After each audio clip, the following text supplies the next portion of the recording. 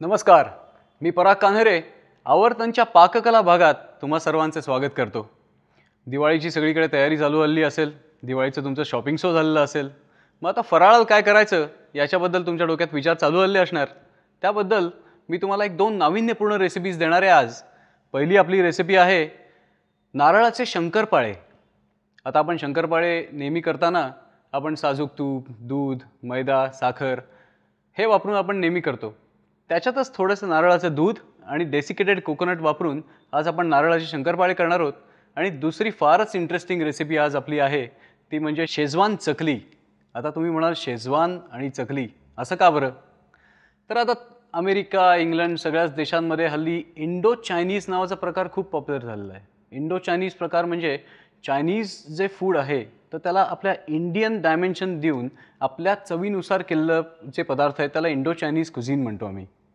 तर त्याच प्रकारे मी असा विचार केला तर की आपण महाराष्ट्रीयन पदार्थ थोडेसे चायनीज जिन्नस वापरून केलं तर, आणि करून पाहिलं आणि फारच सुरेख लागतं। म्हणून तुम्हा सर्वांशी मी ही रेसिपी आज शेअर करणार आहे।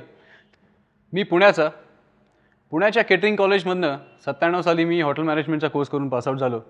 त्यानंतर अनेक मोठ्या मोठ्या शेफ्सचं मला मार्गदर्शन मिळालं, अनेक देशांना जाण्याची संधी मिळाली। क्रूज शिप्सवर काम करताना अनेक ठिकाणी गेल्यामुळे तिकडचं कल्चर, तिकडच्या पारंपरिक पदार्थांची माई ओळख झाली आणि त्यातूनच असा नाविन्यपूर्ण रेसिपीज अशा डोक्यात यायला लागल्या। तर तशाच अशा दोन रेसिपीज आज आपण बघणार आहोत। आपली पहिली रेसिपी आहे नारळाचे शंकरपाळे। नारळाचे शंकरपाळे करण्यासाठी आपण असं प्रमाण घेतलं आहे, 5 जिन्नस आहेत त्याचं मी तुम्हाला प्रमाण सांगतो।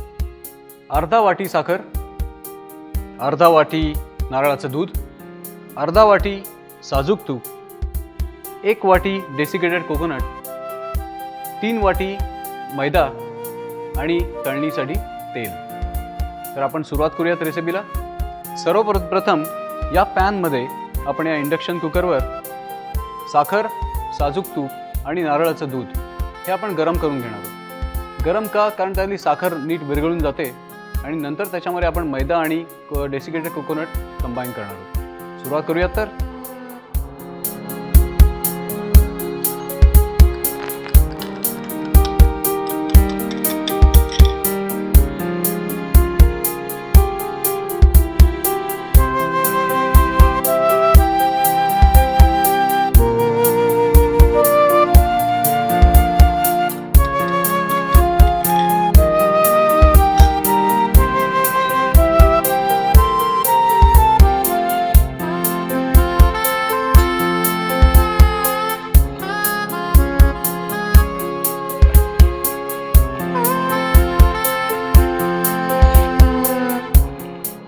तुमच्या लक्षात आलं असेल की यातली साखर सगळी विरघळलेली आहे।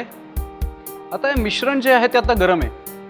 आपण मैदा आणि डेसिकेटेड कोकोनट त्याच्यामध्ये मिक्स करण्याच्या आधी हे मिश्रण थोडं आपल्याला एक 10 मिनिटं आपल्याला थंड केलं पाहिजे।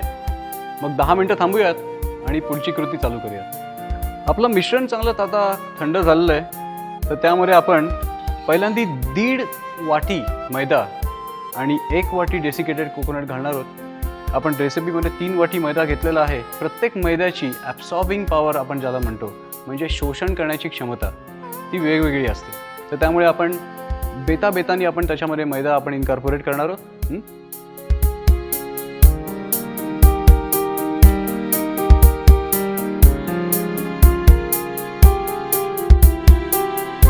तर असा 1.5 वाटी मैदा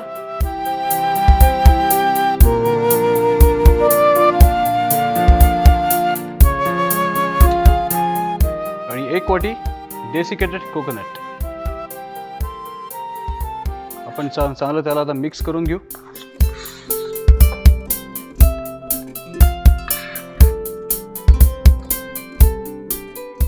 आपल्या याच्यात अजून थोडासा मैदा घालायला लागणार आहे।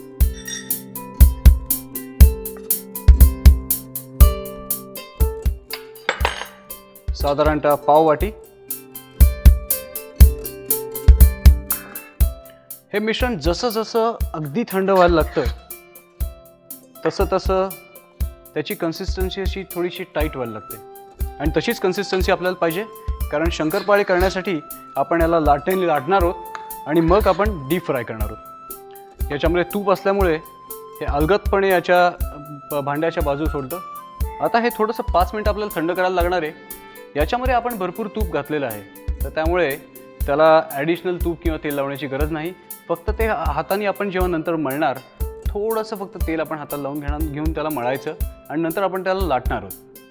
आता आपलं मिश्रण चांगलं टाईट झालेलं आहे, तर याला आता आपण लाटण्याने लाटणार आहोत. त्याआधी आपण आपलं तेल गरम करत ठेवूयात. शंकरपाळे तळताना आतला जो भाग आहे तर तो कच्चा राहिला नाही पाहिजे. तर आता आपण लाटायला सुरुवात करूयात. हलकासा मैदा,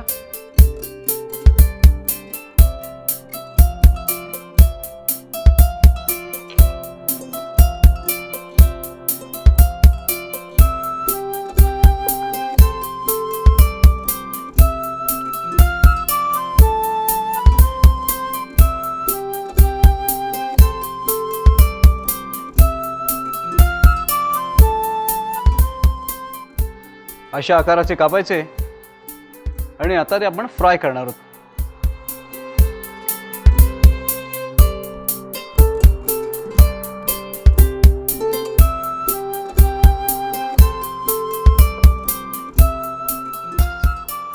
जसं मी तुम्हाला मगाशी सांगितलं, तेल जास्त गरम नसलं पाहिजे, कारण शंकरपाळे तळायला थोडासा आपण त्याला वेळ दिला पाहिजे.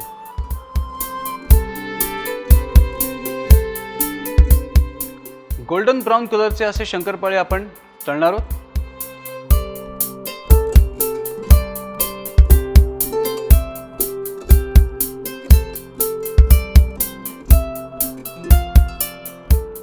तुम्हाला मगाशी सांगितल्याप्रमाणे परफेक्ट टेम्परेचरला तुम्ही फ्राय केल्यानंतर असे सुंदर गोल्डन ब्राउन कलरचे शंकरपाळे आपले तळून झालेले आहेत. ही रेसिपी आपण कशी केली याचा आपण एक थोडक्यात रिकॅप पाहू. नारळाचे शंकरपाळे करण्यासाठी आपण पहिल्यांदी अर्धा वाटी साजूक तूप, अर्धा वाटी नारळाचं दूध, अर्धा वाटी साखर या तिघांना आपण पॅनमध्ये गरम करून घेतलं होतं. ते गरम करून झाल्यानंतर त्याला एक 10 ते 15 मिनटं आपण थंड केलं. त्यानंतर त्याच्यामध्ये 1 वाटी डेसिकेटेड कोकोनट आणि साधारणतः 2 वाटी मैदा आपण त्याच्यामध्ये मिक्स केलं. मिक्स केल्यानंतर ते जे मिश्रण आहे ते आपल्याला लाटता यावं म्हणून आपण 5 मिनटं आपण जरा विश्रांती दिली आणि 5 मिनटानंतर त्याचे आपण शंकरपाळे लाटून आपण मध्यम टेम्परेचरच्या तेलामध्ये, रिफाईंड शेंगदाणा तेलामध्ये आपण त्याला फ्राय केलं.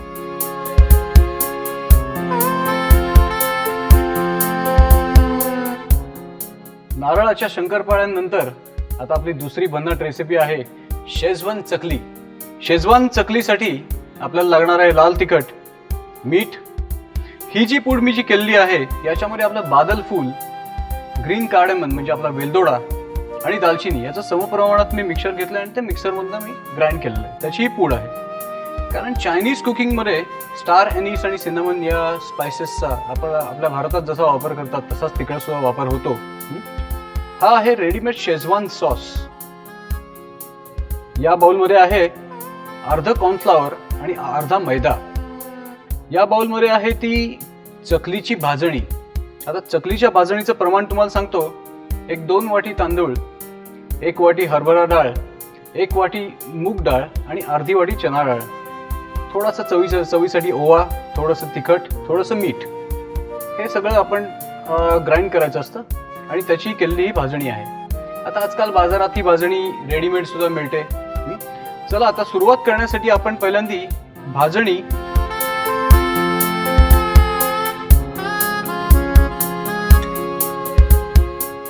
आणि कॉर्नफ्लॉवर मैदा एकत्र करणार आहोत. आपल्या पारंपरिक पद्धतीने चकली करताना आपण त्याची उकड करून घेतो. या प्रकारात आपण तसं करणार नाही आहोत, कारण आपण कॉर्नफ्लॉवर आणि आपण मैदा त्याच्या बाइंडिंगसाठी वापरणार आहोत, तर त्यामुळे उकड काढायची आपल्याला गरज पडणार नाही. याच्यासाठी साधारणतः 3 चिमटी तिखट, चवीपुरतं मीठ आणि आपली मॅजिक डस्ट म्हणजे बादल फूल, ग्रीन कार्डेमन आणि सिनेमन, दालचिनी याचं समप्रमाण. आणि त्यामध्ये आपण शेजवान सॉस आणि हा जो प्रकार आहे याला आम्ही पीनट बटर म्हणतो. आता पीनट बटर हे युजली आपण टोस्टला लावून खायला वगैरे वापरतो. चायनीज प्रिपरेशन्समध्ये पीनट्सचा वापर खूप असतो, दाण्याचा वापर खूप केलेला असतो. तर त्यामुळे या रेसिपीमध्ये सुद्धा आपण हे पीनट बटर वापरणार आहोत. फक्त ते पीनट बटर थोडंसं आपण लाटण्याने बारीक करून घेणार आहोत, जेणेकरून आपल्या सोऱ्यातनं आपल्या चकलीचं सारण नीट बाहेर पडेल. तर आपण ते पहिल्यांदा करून घेऊ. कारण या पीनट बटरमध्ये दाण्याचे थोडेसे असे चंक्स असतात, तुकडे असतात, तर ते आपल्या सोऱ्यामध्ये अडकून राहतील, म्हणून आपण याला बारीक करणार आहोत.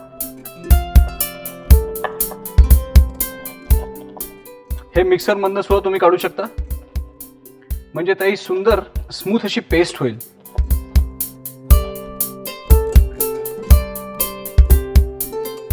पारंपरिक चकलीपेक्षा हा खूपच वेगळा पदार्थ आहे. तर ही जी पीनटची पेस्ट आहे ती आणि शेजवान सॉस. आता शेजवान सॉस हा खूपच तिखट सॉस असतो, त्यामुळे जरा बेतानी घाला.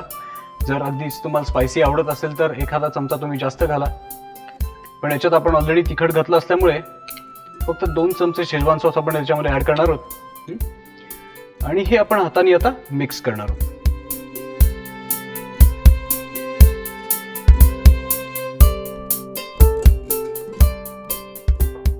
चकलीच्या भाजणीचा मात्र खमंग वास येतोय आणि त्याला थोडी शेजवानची भर मिळाल्यामुळे हा पदार्थ फारच खुसखुशीत आणि रुचकर होणार आहे. आता यामध्ये अंदाजाने पाणी घालून आपण त्याला मळून घेणार आहोत.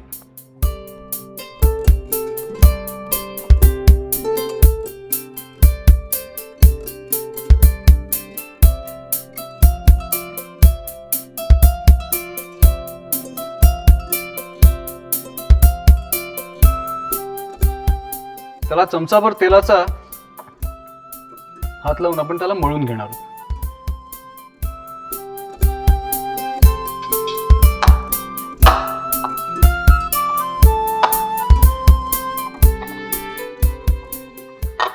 तर असं आपलं शेजवान चकलीचं सारण तयार झालेलं आहे. आता आपल्या सोऱ्यामध्ये हे सारण भरायचंय. अगदीच जर सोऱ्या घरी नसेल आणि जर समजा केक डेकोरेशन करण्याची पाइपिंग बॅग आणि त्याचं स्टार नोझल असेल तर तुम्ही ते वापरलं तरी सुद्धा चालेल.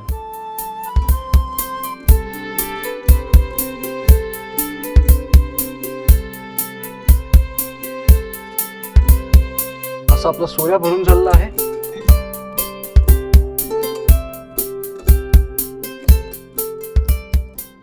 आपण चकल्या पाडण्याआधी आपण आपलं तेल तापून घेऊ. रिफाइंड शेंगदाणा तेलामध्ये तुम्ही जर हे दोन्ही प्रोडक्ट्स फ्राय केले तर ते जास्त खुमासदार आणि जास्त खुसखुशीत लागतात. त्याला एक वेगळी शेंगदाण्याच्या असा खरपूस वास येतो. त्यामुळे मी नेहमी प्रिफर करतो की आपले जे फराळाचे पदार्थ आहेत ते नेहमी शेंगदाणा तेलात तळावे.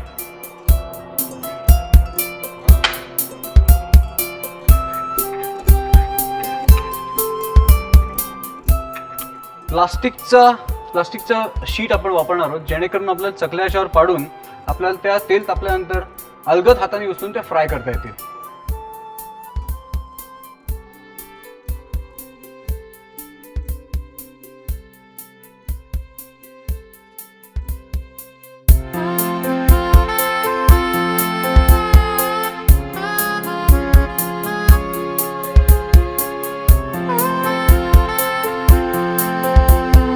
आपल्या चकल्या फ्राय करून झाल्यात.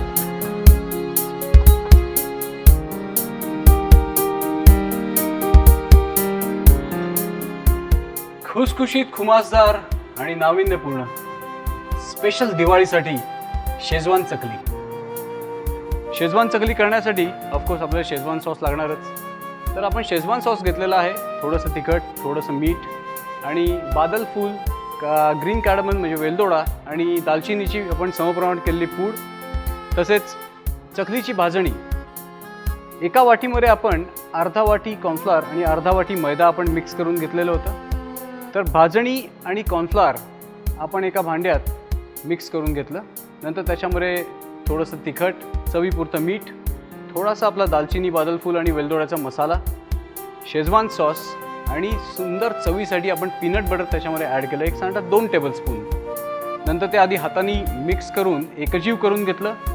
त्याच्यानंतर आपण त्याच्यात पाणी अंदाजाने घालून थोडंसं तेल लावून आपण त्याला मळून घेतलं। मळून घेतल्यानंतर आपण सोऱ्यात भरून त्याच्या आपण चकल्या पाडल्या आणि मध्यम टेम्परेचरला शेंगदाणा तेलामध्ये आपण त्याला फ्राय केलं। मग तुम्हाला खरंच आग्रह आहे की या दोन्ही रेसिपीज तुम्ही करून बघा आणि या दिवाळीला काहीतरी नाविन्यपूर्ण होऊन जाऊ दे। आवर्तनतर्फे आणि माझ्यातर्फे तुम्हाला दीपावलीच्या आणि नववर्षाच्या अनेक शुभेच्छा। नमस्कार।